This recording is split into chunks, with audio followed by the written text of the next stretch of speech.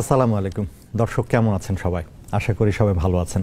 Nexus television নিয়মিত আয়োজন কেমন আছেন অনুষ্ঠানে আপনাদের স্বাগত জানাচ্ছি। আমি ডাক্তার মোহাম্মদ আনোয়ারুল আলম। স্বাস্থ্য সম্পর্কিত বিভিন্ন বিষয় নিয়ে আমরা কথা বলে থাকি। দর্শক, মানুষ সামাজিক জীব। কত রকমের আমাদের সম্পর্ক, স্বামী স্ত্রী, বাবা মা, সন্তান সন্ততি বা বিভিন্ন আত্মীয় অনাত্মীয়, অনেকের সাথে এই যে সম্পর্কের একটা বন্ধন, এটা কিন্তু অপরিহার্য। সমাজে চলতে গেলে এই সম্পর্ক সুস্থ রাখা খুবই জরুরি। দর্শক, আমরা এই বিষয়টা নিয়ে আজকে কথা বলতে চাই। আমাদের আজকের যে বিষয় সেটি হচ্ছে সম্পর্কের টানাপোড়েনে মনের অসুখ।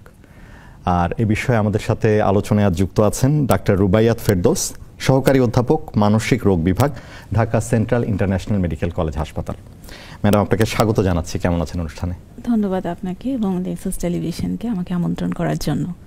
দর্শক, আপনারাও আমাদের সাথে আলোচনায় যোগ দিন। আমাদের যে বিষয় সম্পর্কে টানাপোড়েনে মনের অসুখ, এ বিষয়ে আপনারা প্রশ্ন করতে পারেন, আপনাদের সমস্যা আমাদের জানাতে পারেন। আমাদের সাথে যে বিশেষজ্ঞ আছেন তিনি চেষ্টা করবেন প্রশ্নের উত্তর দেবার। পর্দায় দেখানো নম্বর রয়েছে, সেই নম্বরে ফোন করুন। আমরা আলোচনাটা শুরু করি ম্যাডাম। আমাদের যে বিষয়টা, আমরা যদি একটু বলি যে এই সম্পর্কের টানাপোড়েন বা সম্পর্কের দ্বন্দ্ব, আসলে তো কোন কোন ক্ষেত্রে আসলে আমরা দেখি? আচ্ছা আচ্ছা, খুব সুন্দর একটা বেসিক একটা প্রশ্ন।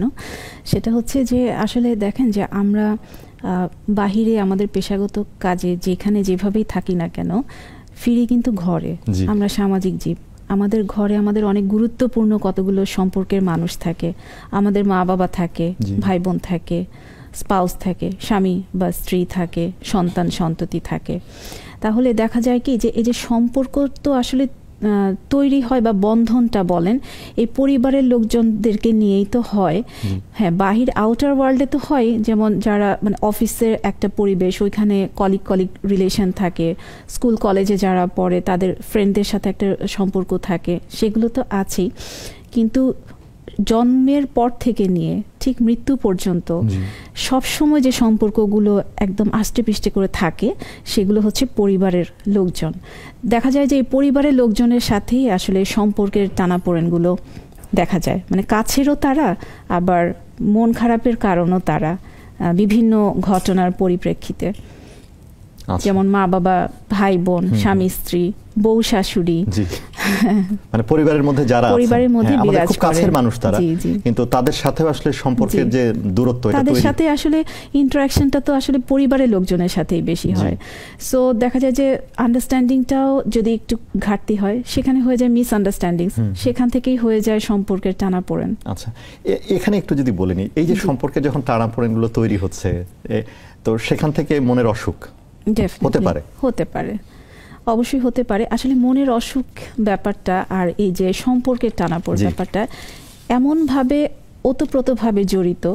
এরকম অনেক আমরা দেখি যে সম্পর্কের টানাপোড়েনের জন্য মনের অসুখ হচ্ছে, আবার মনের অসুখ বা মানসিক রোগের জন্য দেখা যাচ্ছে যে সম্পর্কগুলো খারাপ হচ্ছে। মানে সেখানে টানাপোড়েন তৈরি হতে পারে। অবশ্যই যে সম্পৃক্ত, মানে এক একটার কারণে আরেকটা হতে পারে আসলে। জি, তো আমরা যদি একটু আসি যে একেবারে পরিবারে যদি আমরা বলি যে স্বামী স্ত্রীর সম্পর্কের কথাটা যদি আমরা বলি, তো সেখানে টানাপোড়েন তৈরি হয়, যেহেতু এটা একটা খুব গাঢ় সম্পর্ক। তো কি কারণে হতে পারে এগুলো আসলে? আচ্ছা, কি কি হতে পারে যদি বলেন? খুব সুন্দর কমন একটা কোয়েশ্চেন করেছেন, যেটা নিয়ে আসলে ঘরে ঘরে দেখা যায় যে এটা একটা কমন একটা পিকচার। যে আসলে এটা কিন্তু সত্যি যে হাজবেন্ড, মানে প্রতিটা ফ্যামিলির মধ্যেই হাজবেন্ড ওয়াইফের মধ্যে কনফ্লিক্ট হতেই পারে, হয় কম আর বেশি। তো হয় কি কি কারণে, যেটা আপনার কোয়েশ্চেন ছিল। প্রথমে যদি আমি একটু বলি যে এক্সপেকটেশনটা, এই জায়গাটাতে দেখা যায় কি যে একটা দাড়িপাল্লার হিসাবটা ওইভাবে করে মেলানো যায় না। রাইট, এক্সপেকটেশনটা যদি আমি ওরকম বলি যে যেমন হাজবেন্ড দেরি করে বাসায় আসলো, ওয়াইফ কিন্তু বসেছিল যে হ্যাঁ আমার হাজবেন্ড আর্লিয়ার বাসায় আসবে, রাইট, যে আমি এভাবে কোয়ালিটি টাইমটা স্পেন্ড করব, ওভাবে করব, এই আর কি। কিন্তু সে এক্সপ্রেস করলোই না, চেপে গেল, ওনার মন খারাপ হতে থাকলো, এবং এটা দিনের পর দিন হচ্ছে। হতে হতে দেখা যাচ্ছে যে একটা পর্যায়ে কিন্তু দূরত্বের সৃষ্টি হয়ে গেল। তাই ফোন নিয়ে একজন দর্শক আছে। জি দর্শক, আপনার পরিচয় দিন, প্রশ্ন করুন। জি, আসসালামু আলাইকুম। আমি রায়েরবাগ থেকে মোহাম্মদ কালামিয়া বলছিলাম। জি জি জি, আমার প্রশ্ন হলো, আমার দুটো ছেলে, বুঝছেন? জি। এরা একজন এবার এসএসসি পরীক্ষার্থী, আরেকজন 6-এ পড়ে। হ্যাঁ, একে হলো একজনের পরে একে স্কুলতে, আরেকজন পরে আপনার ইয়েতে। তো ওরা দুজনে খালি ঝগড়া করে, বুঝছেন? জি, যে কোনো বিষয়ে ঝগড়া করে। জি, মানে আমি আসলে এদেরকে বুঝাইতে পারি না যে তোমরা কেন ঝগড়া। আমরা তো 7 ভাই, ঠিক আছে? জি, জি। আমরা তো ঝগড়া করি নাই। মানে এটা কি মানসিক সমস্যা কিনা আচ্ছা, আমি ম্যাডামের কাছে জানতে চাই। জি। ধন্যবাদ দর্শক, আপনি খুব সুন্দর একটা প্রশ্ন করেছেন। এই বিষয়টাও অনেক কমন। এই জায়গাটাতে আসলে আমরা বলবো যে প্রথমে আমাদের দেখতে হবে যে প্যারেন্টিংটা কেমন হচ্ছে, বা আপনাদের ঘরের পরিবেশটা কীরকম। ওই যে আপনি ছোট্ট করে কিন্তু বললেন যে আমরা 7 ভাই বোন, আমরা তো ঝগড়া করিনি কখনো।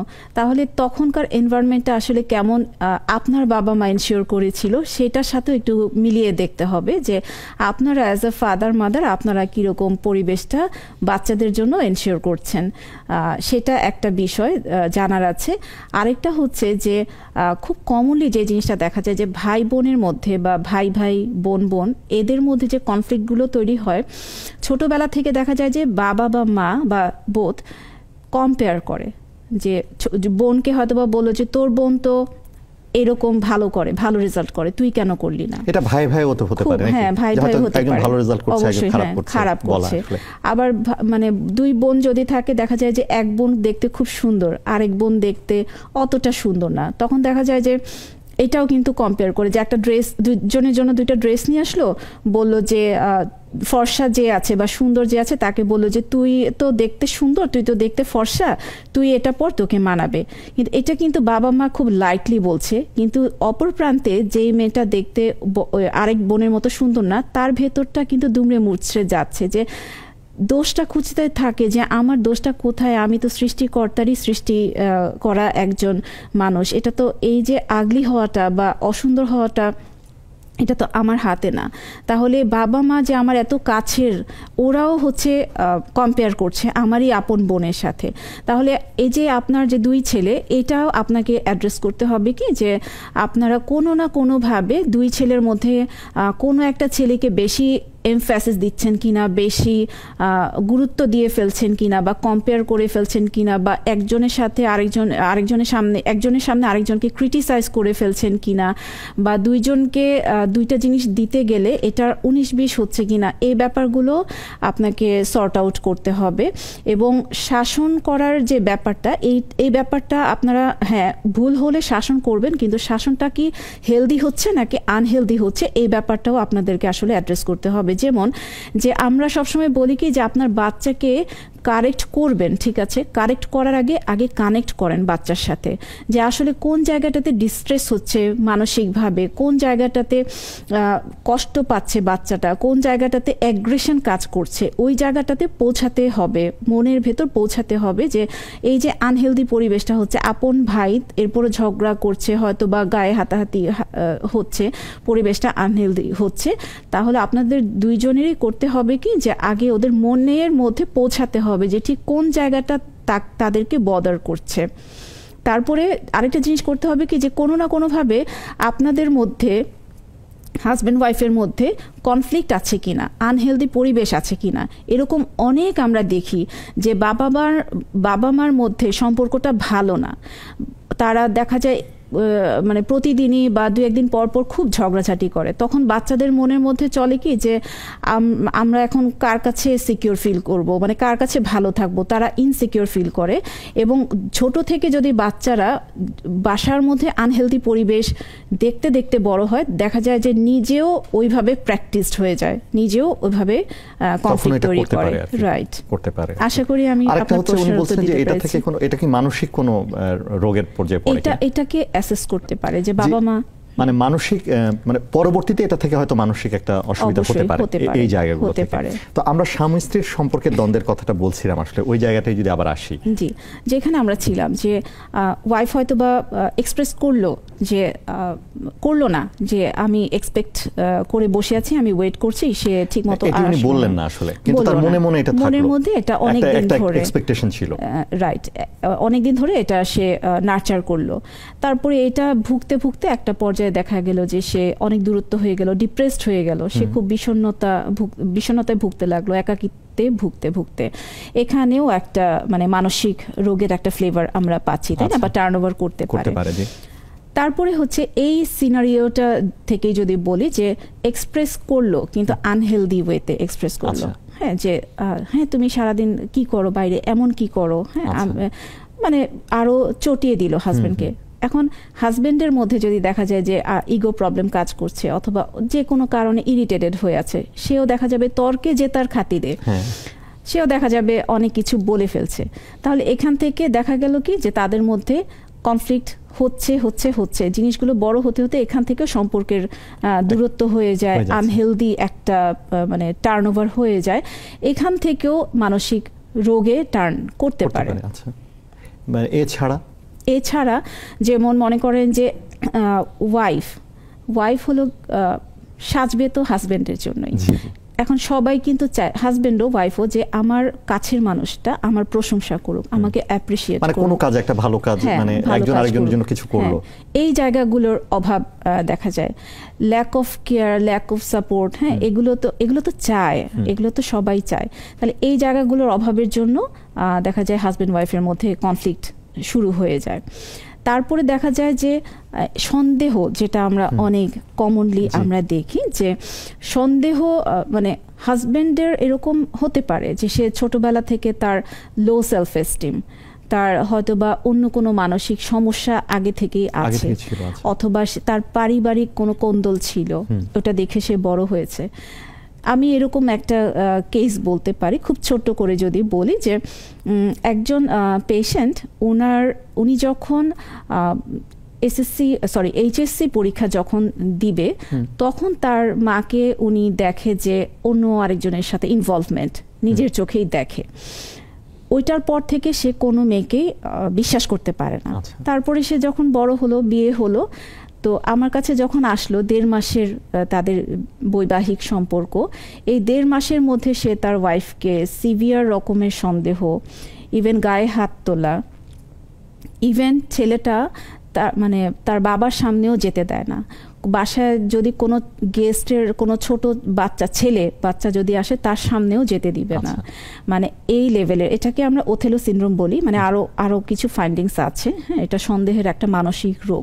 তাহলে দেখেন যে ওই যে একটা মেন্টাল ট্রমা, যে মাকে দেখেছে এরকম একটা অবস্থায়, এখান থেকে কিন্তু তার মানে যে একটা কি বলবো যে ইমেজ তৈরি হয়েছিল যে মেয়েরা মানে বিশ্বাসযোগ্য না।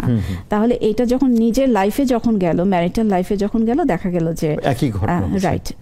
কিন্তু ওয়াইফটা ভালো, ওয়াইফটা অবশ্যই ভালো, কিন্তু সে তো যে তার তো অলরেডি রোগ হয়ে আছে, এখন প্রকাশ পাচ্ছে। তাহলে এই যে সম্পর্কের দূরত্ব বাড়ছে, আসলে বাড়ছে, ডেফিনেটলি বাড়ছে। হ্যাঁ, যে ওয়াইফ সহ যখন আসছে, ওয়াইফকে একদম মেরে টেরে ক্ষতবিক্ষত করে।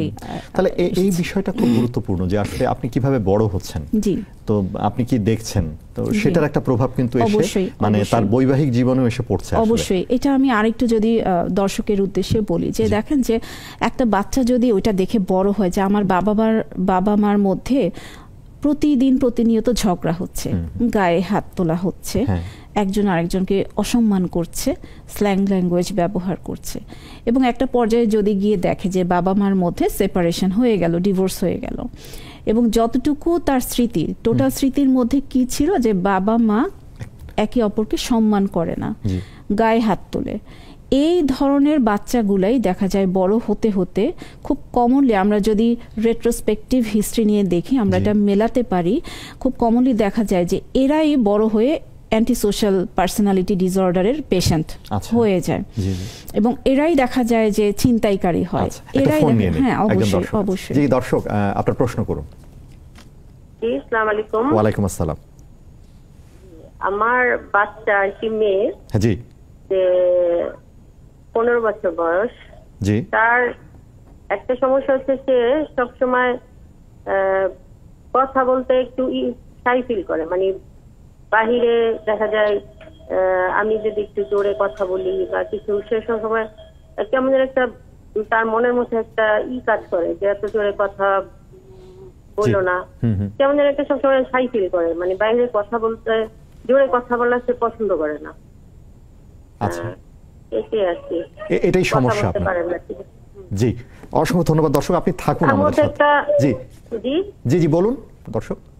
তার মধ্যে একটা মানে সবসময় একটা কেমন একটা জড়তা। কথা হ্যাঁ জড়তা এটা কাজ করে। জি, আমরা বুঝেছি দর্শক, আপনি থাকুন, আমরা একটা বিরতিতে যাচ্ছি, বিরতির পরে এসে আপনার প্রশ্নের উত্তর দেব। দর্শক কেমন আছেন অনুষ্ঠানে একটা বিরতিতে যাচ্ছি, কিছুক্ষণ পরেই ফিরে আসছি।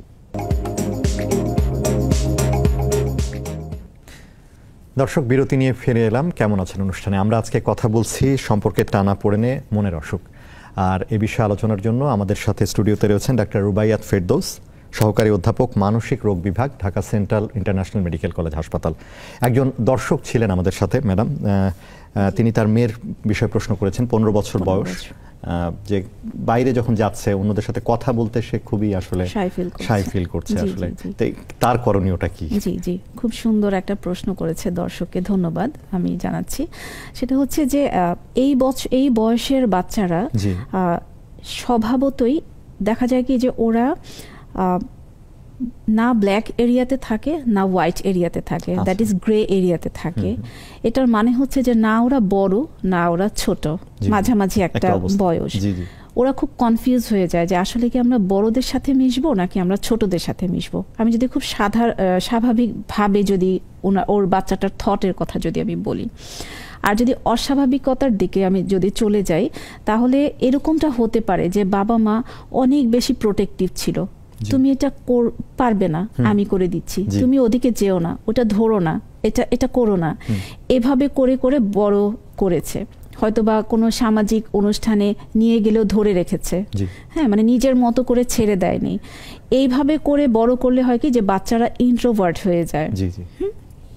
আরেকটা ব্যাপার থাকতে পারে যে বাচ্চাটার মধ্যে এরকম কোনো কিছু হয়তোবা কাজ করতে পারে যে মানে বডি শেমিং, যে আমার হয়তোবা এই জায়গায় খুঁত আছে, ওই জায়গায় খুঁত আছে। আবার এটাও হতে পারে যে বাসার মধ্যে পরিবেশটাই হয়তোবা এরকম যে অন্য কেউ আপার হ্যান্ড নেয়, অন্য কেউ ডিসিশন চাপিয়ে দেয়, বাচ্চাটা নিজের মত প্রকাশের স্বাধীনতাটা কখনো পায় নাই, বা স্বাধীনতা না হলে নিজের মতটা প্রকাশ করার ফ্লোরটা হয়তোবা পায়নি। তাহলে এই সমস্ত ব্যাপারগুলো কিন্তু ইম্পর্টেন্ট ফ্যাক্টর হিসেবে কাজ করে, এই ব্যাপারগুলো অ্যাসেস করার প্রয়োজন আছে। এবং এটাকে যদি আরেকটু আমরা অন্যদিকে নিয়ে যাই, মানে ডিজিজের দিকে, যে এটাকে আমরা সোশ্যাল অ্যাংজাইটি ডিসঅর্ডার বলি বা সোশ্যাল ফোবিয়া বলি, তবে আরও কিছু ইম্পর্টেন্ট ফ্যাক্টর এটা সর্ট আউট করতে হবে। যেমন সামাজিক পরিবেশে গেলে সে প্রচণ্ড অ্যাংজাস হয়ে যায় কিনা, এবং ও হচ্ছে সমাজের মানুষ ওকে দেখে হাসবে, ক্রিটিসাইজ করবে, এই জাতীয় চিন্তাগুলো মাথার মধ্যে ঘোরপাক খায় কিনা, এবং এটার জন্য সে হচ্ছে সামাজিক পরিবেশগুলো অ্যাভয়েড করে কিনা, নতুন কোনো মানুষের সাথে মিশতে গেলে তার অ্যাংজাইটি বেড়ে যায় কিনা, এই ব্যাপারগুলোর সাথে আরও কিছু ব্যাপার আছে, অ্যাসেস করার সুযোগ আছে বা প্রয়োজন আছে। সেই ক্ষেত্রে তখন বলা যেতে পারে যে সোশ্যাল অ্যাংজাইটি ডিসঅর্ডার আছে। কিন্তু যদি এগুলো নাও হয়, তাহলে প্রথম দিকে যেগুলো বললাম সেগুলো কারেকশন করার সুযোগ আছে। অসংখ্য ধন্যবাদ দর্শক ফোন করবার জন্য। আরেকজন দর্শক আছেন আমাদের সাথে। জি দর্শক, আপনার পরিচয় দিন, প্রশ্ন করুন। কুষ্টিয়া সদর থানা থেকে বলছি, কমরহাট গ্রাম থেকে। জি জি। আমার বয়স 62 বছর, বুঝলেন? জি। দাম্পত্য জীবন 40 বছর। হ্যাঁ। আজকে যে বিষয়টা আপনারা কথা বলতেন, এই প্রশ্ন করছি, হাদিস কোরআন থেকেও ভয়সনা নিছি। জি জি। কিন্তু আজকে এনার কথা আমার খুব ভালো লাগছে, সমাধান চাচ্ছি। জি। এই 40 বছরে মানে সংসার করে যাচ্ছি, এই বনিবনা মেলে না, খুঁতখাত লেগেই থাকে। আমার একটা মেয়ে আছে, 2টা ছেলে আছে, সব বিয়ে শাদী হয়ে গেছে, তারপরেও এই খুঁতখাত লেগেই থাকে। ম্যাডামে বলছি যে, অনুরোধ করছি যে এখানে স্বামী কর্তৃক বহুত ছাড় দেওয়া হয়, তারপরেও সমাধান হয় না। আচ্ছা, এখন এর সমাধানের বিষয় হলো তো আল্লাহ রহমত তো লাগবেই, সেই সাথে আপনারা কি সাজেস্ট করবেন? জি জি জি, দর্শক অসংখ্য ধন্যবাদ, আপনি ভালো একটা প্রশ্ন করেছেন, আমরা এটা নিয়ে আসলে কথা বলছিলাম, নিশ্চয়ই ম্যাডাম বলবেন এই ব্যাপারে। জি, অসংখ্য ধন্যবাদ দর্শক আপনাকে।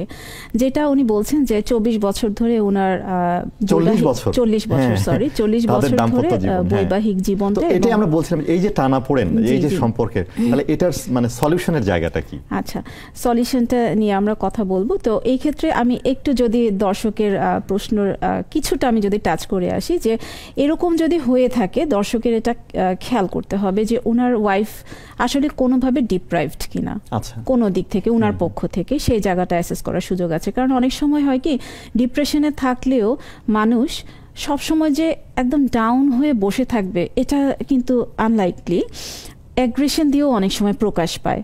তাহলে যদি এরকম হয় যে খুঁটিনাটি ব্যাপারেও রেগে যাচ্ছে, তাহলে কোনো কারণে উনি ডিপ্রাইভেশনটা সেটা আর্থিকভাবে হতে পারে, সম্মানের দিক থেকে হতে পারে, রোমান্টিসিজমের দিক থেকেও হতে পারে, এবং বায়োলজিক্যাল নিড থেকেও হতে পারে, না পাওয়ার একটা রাইট এটা একটা বিষয় হতে পারে।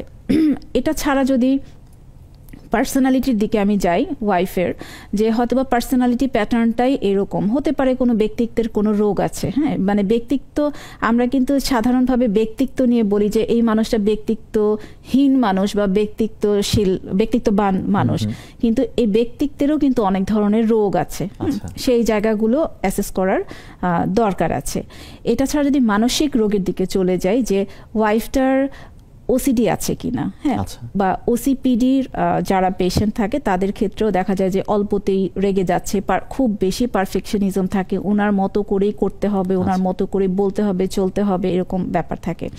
ওসিডির পেশেন্টদের যেটা হয় অবসেসিভ কম্পালসিভ ডিসঅর্ডার, অনেকের দেখা যায় কি যে সূচিবায়ুগ্রস্ততা থাকে, হ্যাঁ, বারবার ধুচ্ছে, হ্যাঁ, মানে কাউকে হয়তো বা নোংরা করতে দিচ্ছে না বা কোনো কিছু টাচই করতে দিচ্ছে না, তার মতো করে সেটি হতে হবে। এক্স্যাক্টলি, হ্যাঁ, একটা জিনিস সাপোজ এইভাবে রাখছে, এটা অন্যকে যদি এখানে রাখে, তেমন ভুল তো কিছু করে না, কিন্তু এটার জন্য একেবারে অ্যাঙ্গার আউটবার্স্ট হয়ে যায় যে এটা এভাবেই রাখতে হবে। এই ব্যাপারগুলো দেখা যায় যে খুব কমন পিকচার দেখা যায় যে ওসিডির পেশেন্ট যারা আছে বাসায় কেউ যদি থাকে, এই যে হাজব্যান্ড ওয়াইফের মধ্যে কনফ্লিক্টটা, এটাও একটা মেজর কারণ মানসিক রোগের ক্ষেত্রে যদি আমি বলি। আরও যেটা কমন কারণ হতে পারে যে তৃতীয় পক্ষের একটা আনহেলদি ইনফ্লুয়েন্স। সবসময় চেষ্টা করতে হবে কি যে হাজব্যান্ড ওয়াইফের সম্পর্কের মধ্যে তৃতীয় পক্ষ যেন কোনোভাবে স্পেস না পায়, সেটা হতে পারে, সেটা ফ্যামিলি মেম্বার হতে পারে। অবশ্যই মানুষ, এখন অনেক মানুষ আছে এক্সট্রা ম্যারিটাল অ্যাফেয়ারে জড়িয়ে যাচ্ছে, সেটা তো আলাদা বললাম, এটা তো নাই, প্রশ্নই আসে না। কিন্তু হয় না যে মানে হাজবেন্ডের দিকের লোকজন হোক বা ওয়াইফের দিকের লোকজন, বাবা মাও ইনক্লুডিং বাবা মা পোক করতে থাকে ওনাদের পয়েন্ট অফ ভিউ দিয়ে। হ্যাঁ, যে সাপোজ আমার মেয়েকে জামাই এইভাবে কথা বললো কেন, ওনারা বলছে তো ওনাদের পয়েন্ট অফ ভিউ দিয়ে, আমি আমার মেয়েকে কখনো কটু কথা বলিনি, কিন্তু মেয়েটা তো তার সংসারে তার ফিল্ডে আছে, হ্যাঁ, মেয়েটা তো কোনো না কোনোভাবে ট্রিগার করতে পারে হাজব্যান্ডকে, হাজব্যান্ড হয়তো বা সেই কারণে কোনো কটু কথা বলেছে, তাহলে ওইভাবে ফিল্ডে তো নাই, তৃতীয় পক্ষের কেউ তো নাই, কিন্তু তৃতীয় পক্ষ করে কি যে যেটাকে ট্রিগার করে দেয়, মানে উস্কানিমূলক ব্যাপারগুলো চলে আসে, এই ব্যাপারগুলো দেখতে হবে। জি, ধন্যবাদ। জি, আপনি তো বলছিলেন যে স্বামী স্ত্রীর কথাটা আমরা আসলে বললাম, তারপর পরিবারে একটা হয় যেটা খুব কমন, হয়তো আমরা বলি যে একটা বউ শাশুড়ির একটা সম্পর্কের টানা পড়ে, খুবই কমন, আপনারা নিশ্চয়ই পেয়ে থাকেন। এটা সম্পর্কে একটু জানতে চাই যে কারণগুলো কি আসলে। আচ্ছা, এটাও খুব কমন একটা পিকচার, আসলে আপনি ঠিকই বলেছেন যে বউ শাশুড়ির মধ্যে যে মানে এটাও দেখা যায় যে ঘরে ঘরে ইউজুয়ালি ঘরে ঘরে এই ধরনের কম আর বেশি প্রবলেম হতে পারে। তো বউ শাশুড়ির মানে প্রবলেম যেগুলো হয় সম্পর্কের ক্ষেত্রে, আমি যদি ছোট্ট করে বলতে চেষ্টা করি, যে প্রথমেই আবার চলে আসে এক্সপেকটেশন। বৌমাকে যখন শাশুড়ি নিয়ে আসেন তখন উনি মাইন্ডসেট করে নেন যে এটা আমার মেয়ে, এটা আমার মেয়ে, এটা অন্যায় না।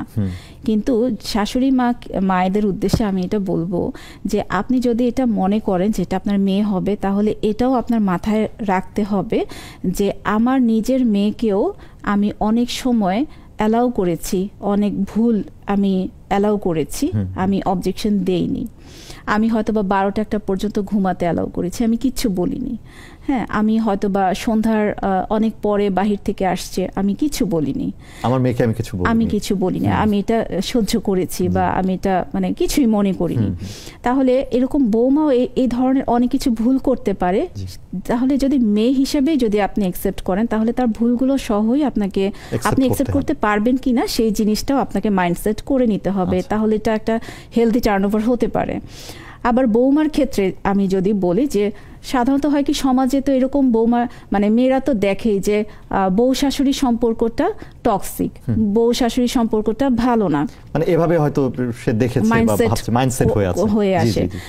আমরা যদি বলি যে আমরা এই স্টুডিওতে বসে আছি, হ্যাঁ, একটা সাদা চশমা সাদা গ্লাস নিয়ে আমরা যে স্টুডিওটা দেখলে আমরা এক ধরনের কালার দেখব। আমি যদি কালো চশমা পরে দেখি তাহলে আমি কালচে দেখব।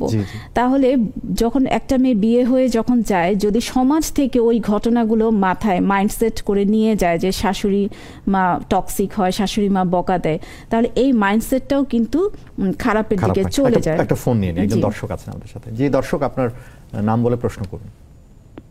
হ্যালো, জি জি জি, আমার নাম আবুল হোসেন, আমি কিশোরগঞ্জ পটিয়াদি থেকে বলছিলাম। জি জি,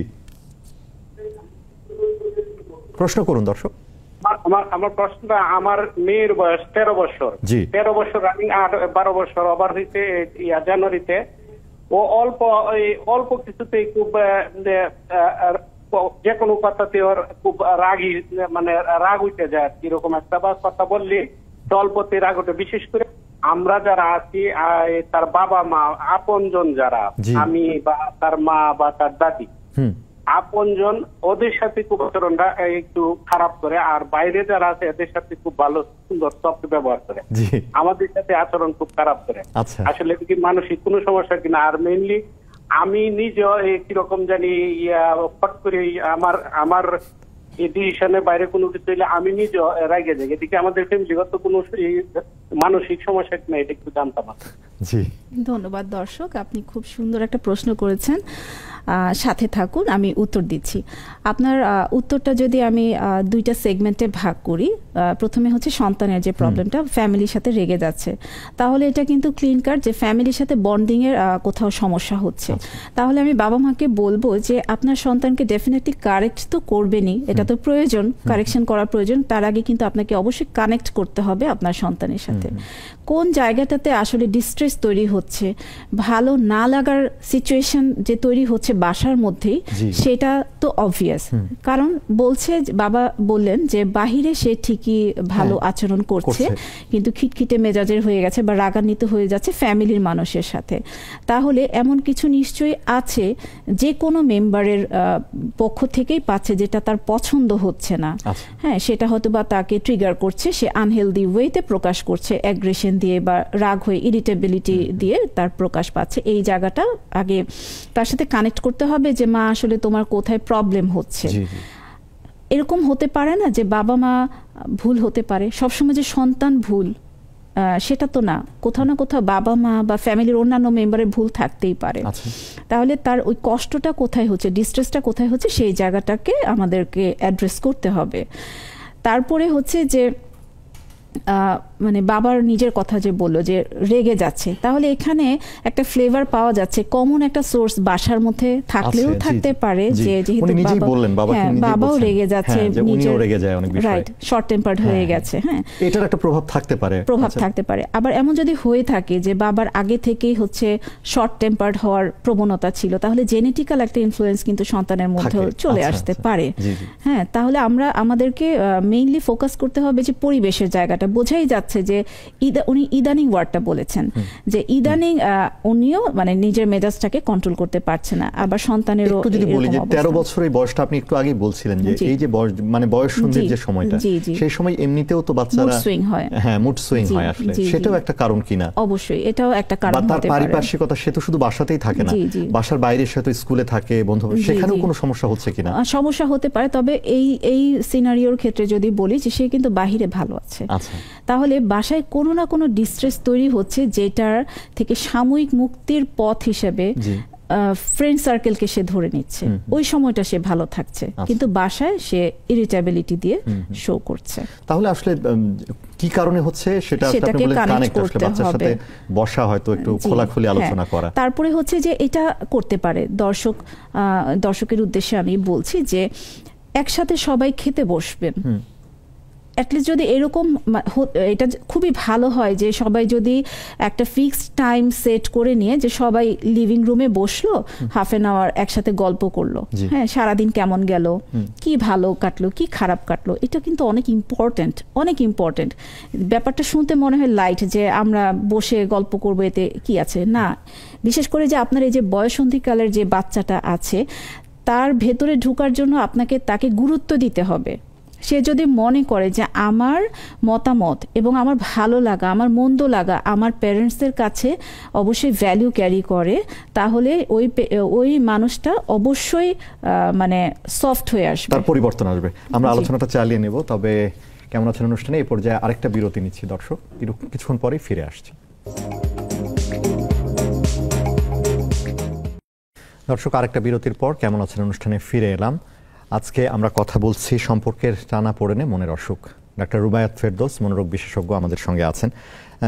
একটা কথা আমরা বলছিলাম যে সম্পর্কের উন্নয়নে একটু কোয়ালিটি টাইম আসলে পাস করার, পরিবারের যে সদস্যরা আছে সেই কথাটা আপনি বলছিলেন, এটা খুব জরুরি। হয়তো অবশ্যই জরুরি, যেটা আমি বলছিলাম যে দেখেন যে একটা মানুষ যখন একটা জায়গায় আনন্দ পায় না, হিউম্যান ব্রেইন কিন্তু সবসময় আনন্দ পেতে চায়, হ্যাঁ, প্লেজার সিকার।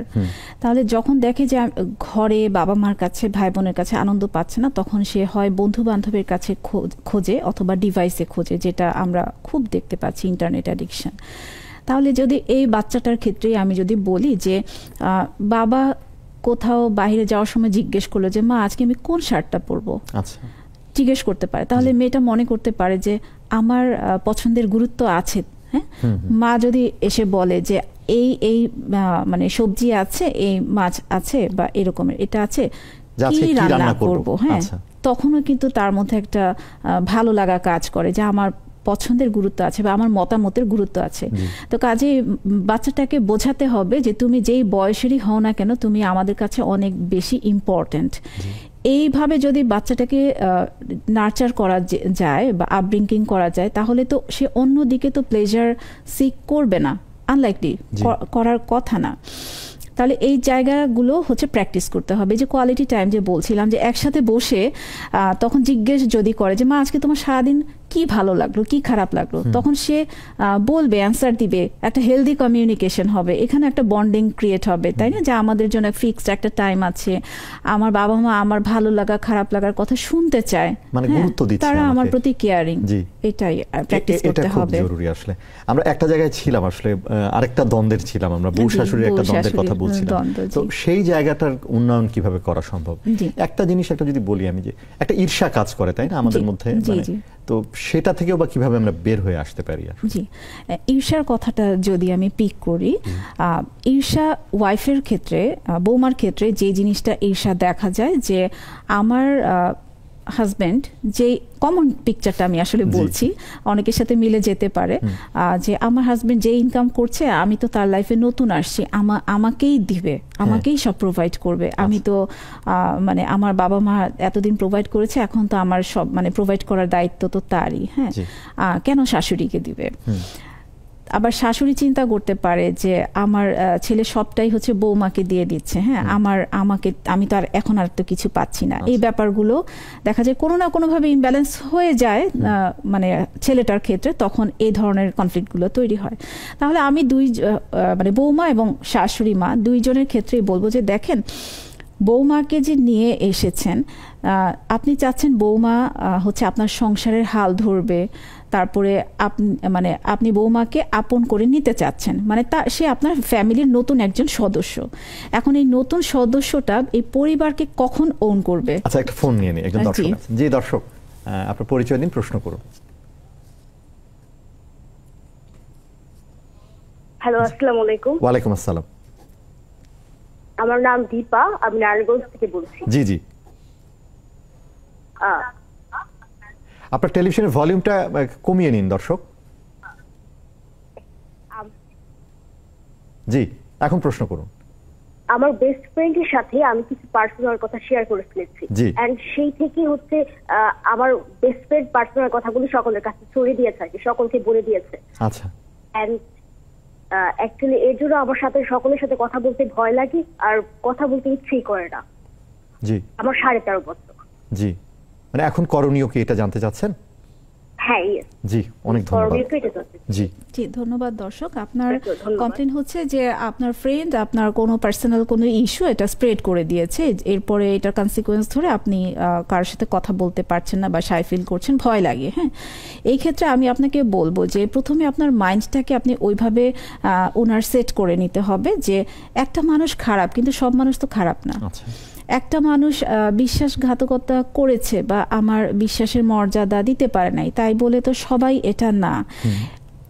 তাহলে আপনাকে মানুষের সাথে মিশতে হবে এই কারণে যে আরো যে কত বিচিত্র রকমের মানুষ আছে সেটা আমি শিখি, লার্নিং পারপাজে আপনাকে মিশতে হবে। এইটা যে একটা ঘটনা ঘটলো এটা কিন্তু আপনার জন্য লার্নিং। এর জন্য ভয় পেয়ে কুকড়ে গিয়ে নিজেকে আপনি দমিয়ে ফেলে যে আপনি নিজেকে গুটিয়ে ফেলবেন, হারিয়ে ফেলবেন, এটা কিন্তু আপনার নিজের ক্ষতির চাদর আপনি নিজেই বিছিয়ে দিচ্ছেন। আপনাকে যেটা করতে হবে, ভাবতে হবে কি যে এটা আমার জন্য একটা ডেফিনেটলি ট্রমা ছিল, আপনি এটাতে ট্রমাটাইজড, হ্যাঁ, কিন্তু আপনি এটাকে লার্নিং হিসেবে নিয়ে আপনাকে সামনের দিকে চোখ রাখতে হবে, ফোকাস করতে হবে যে দেখি না আর কি লার্নিং আমার লাইফে আর হতে পারে। তবে এখন থেকে এই লার্নিংটাকে আপনি কাজে লাগিয়ে আপনাকে বুঝতে হবে বিচক্ষণতার সাথে যে আমি কার সাথে আমার প্রবলেমগুলো বা আমার মানে প্রাইভেট কথাগুলো আমি শেয়ার করব, কার সাথে করব না, এভাবে আপনাকে এগোতে হবে। এবং হচ্ছে যে ডেফিনেটলি আপনি ট্রমাটাইজড, কিন্তু আপনার যে পারদর্শিতা, হ্যাঁ, এখন এই মুহূর্তে আপনার একটা উইক একটা কন্ডিশন যাচ্ছে, কিন্তু কোনো না কোনো দিক থেকে আপনি স্ট্রং। তাহলে আপনার যে পারদর্শিতার যে জায়গাগুলো আছে সেই জায়গাগুলোতে আপনি ফোকাস করেন, সেইটা ধরে, সেই ট্র্যাক ধরে আপনি এগিয়ে যান। একটা পর্যায়ে কিন্তু এই মোমেন্টটা আপনার পাস্ট হয়ে যাবে। অসংখ্য ধন্যবাদ আমাদেরকে ফোন করবার জন্য। আমরা খুব বেশি সময় পাবো না আসলে। এই যে সম্পর্ক উন্নয়নের ক্ষেত্রে আমরা যদি পারিবারিক যে সম্পর্কের কথা যদি বলি, আসলে কি করা উচিত, আসলে করণীয়টা কি আমাদের সবার পক্ষ থেকে যদি হয়, আসলে হাজবেন্ড কি করবেন, ওয়াইফ কি করবেন, বা শাশুড়ি বা সন্তান কি করবেন, একটু যদি বলেন ছোট করে। খুব সুন্দর প্রশ্ন। হাজবেন্ড, আমি একজন করেই যদি আমি বলি যে হাজবেন্ডের ক্ষেত্রে যেটা করণীয় যে ব্যালেন্স করাটা শিখতে হবে, যে আপনার মানে মায়ের কথা গিয়ে ওয়াইফকে আপনি নেগেটিভ কথা বলবেন, বা ওয়াইফকে যে গিয়ে মানে কি বলবো যে দুইজনের কাছে যে দুইজনের নেগেটিভ পয়েন্টগুলো তুলে ধরবেন, এই প্র্যাকটিসটা টোটালি আপনি মানে একদম কবর খোঁড়ার মতো আপনি হচ্ছে আনহেলদি করে ফেলছেন। আপনাকে বরং আপনার রোলটা প্লে করতে হবে যে আমার সংসার জীবনটা একটা নাট্যমঞ্চের মতো, অনেক সময় আপনাকে কৌশলী হতে হবে, অনেক সময় আপনাকে নাটক করতে হবে। আপনার মায়ের কাছে গিয়ে আপনার মা যতই আপনার ওয়াইফের এগেনস্টে বলুক না কেন, বা আপনার ওয়াইফ যতই আপনার মায়ের এগেনস্টে বলুক না কেন, আপনি কিন্তু দুইজনের পজিটিভ দিকটা বলবেন যে ও তো তোমার ব্যাপারে অনেক প্রশংসা করে, ও তো তোমাকে অনেক লাইক করে। এইভাবে যদি ব্যালেন্স করা, হ্যাঁ, এবং গুরুত্ব দেওয়ার ব্যাপারটাতেও হচ্ছে এই জায়গাটাতেও এটা চ্যালেঞ্জিং ছেলেটার জন্য, কিন্তু এই জায়গাটাতেও মেনটেন করতে হবে। আমি তারপরে যদি ওয়াইফের দিক থেকে বলি যে এই যে প্রশংসা করতে হবে, থার্ড পার্সনের সামনে কম্পেয়ার করা, ক্রিটিসাইজ করা, বা অহেতুক সন্দেহ করা, ফ্লোর না দেওয়া, বা নিজের ইগোটাকে বেশি এমফ্যাসিস দেওয়া, এই জায়গাগুলোর প্র্যাকটিসটা খুবই আনহেলদি। এই জায়গাগুলো কারেকশন করে নিতে হবে। ওয়াইফের ক্ষেত্রে আমি বলবো যে হ্যাঁ, হাজব্যান্ডের কাছেই আপনি এক্সপেকটেশন করবেন, রাইট, কিন্তু আনরিয়ালিস্টিক এক্সপেকটেশন করলে আপনারই সেটা কষ্টের কারণ হবে। আপনি হাজব্যান্ডকে এক্সপ্রেস করবেন, কিন্তু সেটা ক্লিয়ার হেলদি কমিউনিকেশন করে আপনাকে এক্সপ্রেস করতে হবে। আসলে আমাদের সময় একেবারে শেষ। অসংখ্য ধন্যবাদ ডাক্তার রুবাইয়াত ফেরদৌস আমাদের সাথে আলোচনায় যোগ দেওয়ার জন্য। দর্শক, আমরাও সেটি বলছি যে সম্পর্ক আসলে একটা গাছের মতো, সেটির কিন্তু যত্ন নিতে হবে। আপনি যত ভালো যত্ন নেবেন, সম্পর্কটিও কিন্তু তত মজবুত হবে। আসলে আপনারা ভালো থাকুন, সুস্থ থাকুন। সামনের দিনে নতুন কোনো বিষয় নিয়ে কথা হবে।